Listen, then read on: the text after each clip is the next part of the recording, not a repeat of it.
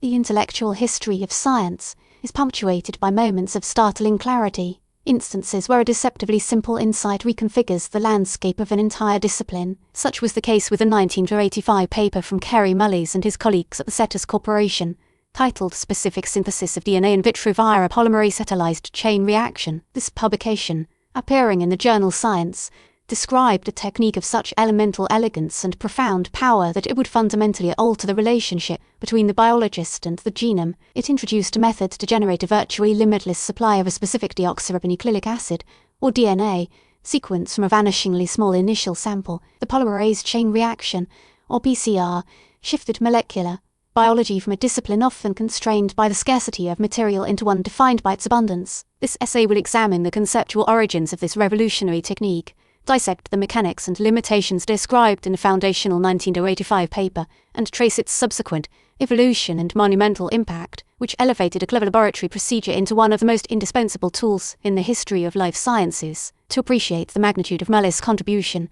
one must first survey the terrain of molecular biology in the early 1980s. The field was in a golden age of discovery, yet its practitioners were artisans, their work painstaking and slow. The primary method for isolating and amplifying a specific gene involved cloning it into a biological vector, such as a bacterial plasmid or bacteriophage. This process entailed cleaving DNA with restriction enzymes, negating the fragment of interest into the vector, introducing the recombinant vector into our host organism like Escherichia coli, and then cultivating vast quantities of the bacteria to harvest the amplified gene. Each step was a technical challenge, requiring weeks of meticulous labor to obtain a workable quantity of a single gene. Detecting a specific sequence within a complex genome, for example a single copy gene in human DNA, was an arduous task typically reliant on techniques like southern blotting, which required substantial amounts of high-quality genomic DNA and offered detection with limited sensitivity. The central problem was one of solenoid-desired genetic sequence with WISP or the chemical components for an alternative approach, however, were already present in the molecular biologist's toolkit,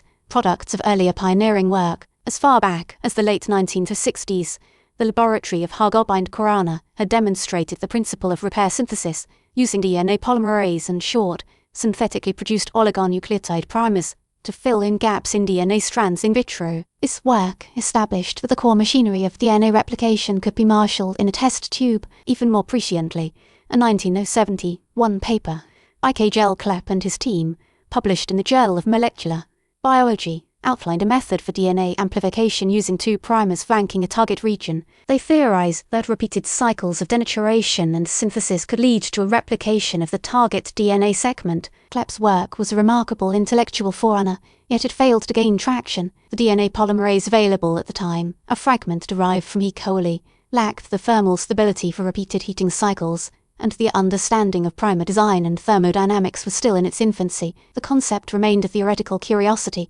a glimpse of a possibility that the available technology could illuminate. The development of Sanger sequencing in 1977 further habituated the field to the use of primers and DNA polymerase for controlled in vitro synthesis, setting the stage for a conceptual break. The genius of the 1985 paper resides in its articulation of a practical, cyclical process that harnessed these existing components in a novel and powerful configuration. Kary Mullis' insight, famously conceived during a late-night drive along the California coast, was to recognize that the target DNA itself could serve as the template for its own exponential amplification. The process he described was a chain reaction, elegant in its logic. The procedure begins with the denaturation step, where the reaction mixture is heated to approximately 95 degrees Celsius. This high temperature disrupts the hydrogen bonds holding the double helix together, yielding two single strands of DNA. Next, the temperature is lowered to an annealing stage, typically around 55 degrees Celsius, allowing two short, synthetic DNA primers to bind to their complementary sequences on the separated strands. These primers are strategically designed to bracket the target region of interest,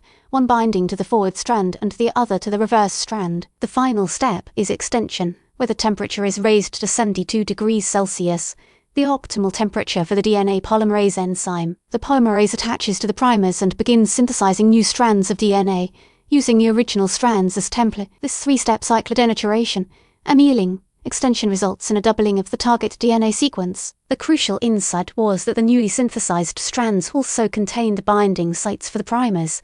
Thus, in the second cycle, both the original and the newly created DNA molecules serve as templates. This creates a cascade effect, where the quantity of the target sequence increases exponentially, following the principle of 2 to the power of n, where n represents the number of cycles. After 30 cycles, a single copy of a DNA molecule can be amplified over a billionfold, generating enough material for analysis from a source that was previously undetectable. The 1985 paper provided the proof of principle for this concept. Mullis and his team targeted a 110 base pair fragment of the human beta-globin gene, a sequence relevant to the diagnosis of sickle cell anemia. Using 2 specific primers and performing repeated cycles, they successfully amplified the target sequence from total human genomic DNA and visualized the distinct product band on an agarose gel. The title's emphasis on specific synthesis was validated. The technique could selectively amplify a single needle from a vast genomic haystack, yet the method as first published was encumbered by a significant practical limitation. The enzyme used,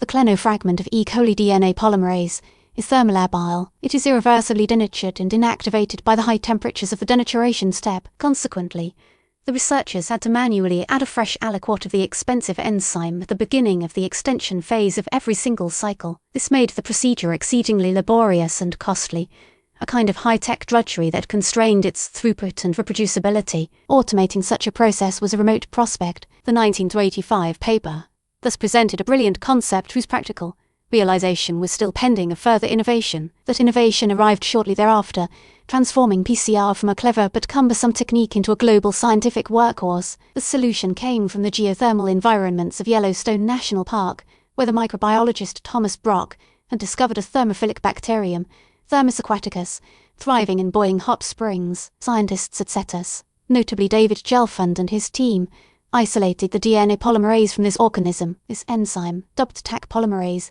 exhibited remarkable thermostability, retaining its function even after repeated exposure to temperatures above 90 degrees Celsius. The CETUS group, including Randall Saki and Henry Early, quickly integrated Taq polymerase into the PCR protocol, a development detailed in a landmark 1988 paper. This single substitution was revolutionary. With a thermostable polymerase, the entire reaction could be prepared in a single tube and placed in a machine, a thermal cycler, that would automatically execute the programmed temperature cycles. The need for manual addition of enzyme at each step vanished. This breakthrough in automation and efficiency unlocked the full potential of Mullis' original concept, making PCR accessible, affordable, and robust. It democratized the power of gene amplification, placing it within reach of virtually any molecular biology laboratory. The impact of this perfected technique was immediate and far-reaching, propagating across scientific disciplines with astonishing speed. Within CETUS, the initial application focused on genetic diagnostics. PCR provided a rapid and sensitive method to amplify specific genes from minute amounts of patient DNA,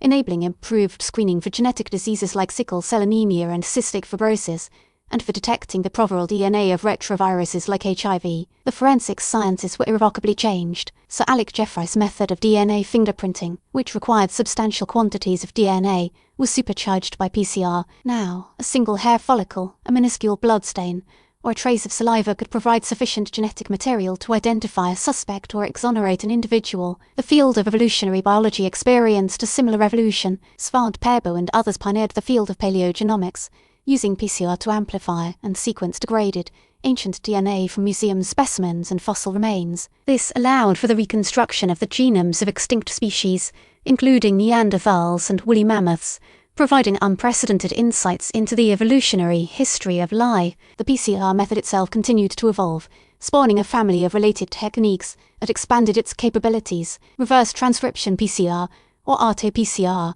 was developed to amplify RNA sequences, by first converting them into more stable complementary DNA using the enzyme reverse transcriptase. This became a vital tool for studying gene expression and detecting RNA viruses. The advent of quantitative PCR, or qPCR, also known as real-time PCR, allowed researchers to monitor the amplification process as it occurred, typically by using fluorescent probes. This enabled the precise quantification of the initial amount of target nucleic acid, a crucial capability for applications ranging from measuring viral load in patients to determining levels of gene activity in cells. More recent developments, such as digital PCR, have further refined the technique's quantitative power, allowing for the absolute counting of individual DNA molecules. The reception of Mullis' discovery was, perhaps befitting its unorthodox creator, A mixture of astonishment and skepticism, the sheer simplicity of the idea led some in the scientific establishment to wonder how it could have been overlooked for so long. Initial submissions of the manuscript were met with rejection from prominent journals,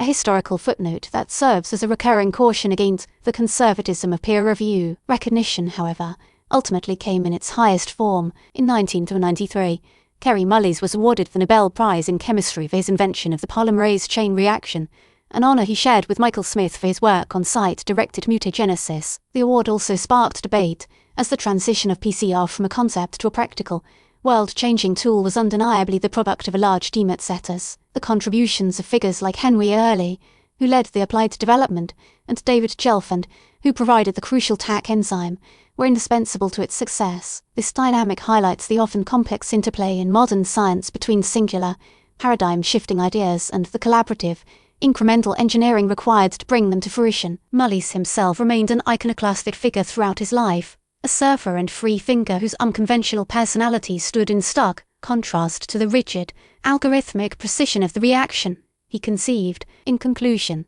the 1985 paper on the polymerase chain reaction stands as a testament to the power of a transformative idea. It proposed a method that was conceptually elementary yet functionally profound, providing a solution to one of the most fundamental challenges in molecular biology, the scarcity of genetic material. While the initial protocol was encumbered by the limitations of its components, it laid the immutable logical foundation upon which a revolution would be built. The subsequent integration of a thermostable polymerase unleashed the technique's full potential, creating a tool that has since become as foundational to the biologist as the microscope. PCR redrew the boundaries of the possible in nearly every field it touched, from medicine and forensics to ecology and evolutionary history. It accelerated the pace of discovery, enabled entirely new fields of inquiry, and fundamentally changed our ability to read, write, and understand the language of life. The chain reaction that Kary Mullis imagined on a moonlit highway became a chain reaction of discovery that continues to expand, a perfect cascade of scientific progress originating from a single, brilliant spark,